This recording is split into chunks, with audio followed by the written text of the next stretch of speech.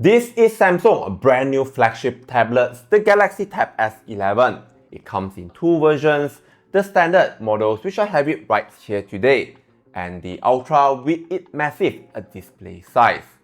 After the Galaxy Tab S9 lines up, Samsung dropped the trial release strategy. This means no Plus version this year, just the Tab S11 and the Tab S11 Ultra.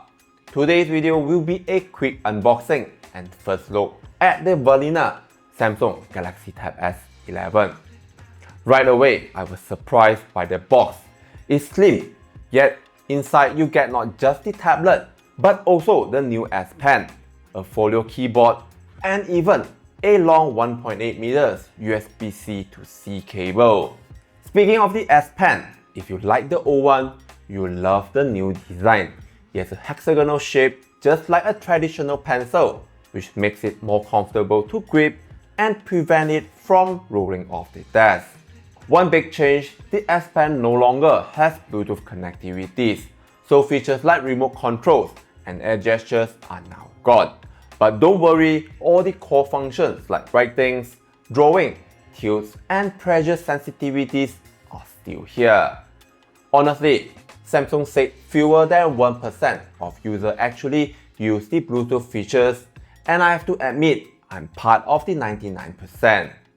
The pen now attached magnetically to the top corners only, because it doesn't need to charge, so there's no more bump on the keyboard folio case.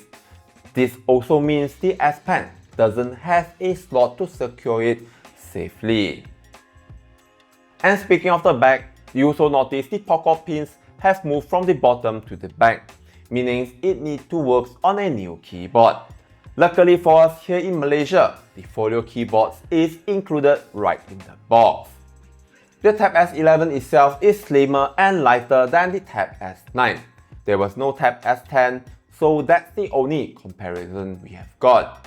It features the same 11-inch dynamic AMOLED 2X display, but now brighter than ever at 1000 nits with a peak brightness of 1600 nits. This is the brightest Galaxy Tab S series ever released. It has the same optical in-display fingerprint scanner, no anti-reflective display, only available on the Ultra variants. You still get a quad speaker setup with Dolby Atmos, which sounds fantastic. You'll notice the bezels are a bit thicker. Honestly, that makes sense on an 11-inch tablet, given most of the time you might be only using it with one hand. It gives you more space to hold it comfortably in landscape or in portrait mode. That's also why Samsung swapped the position of the power and volume button this year. For cameras, you get a 13-megapixel autofocus sensors on the back and a 13-megapixel ultra-wide on the front for video calls and selfies. Under the hood is the Dimensity 9400 Plus. It's a flagship chip which is on par with the Snapdragon 8 Elite found on the Galaxy S25 Ultra.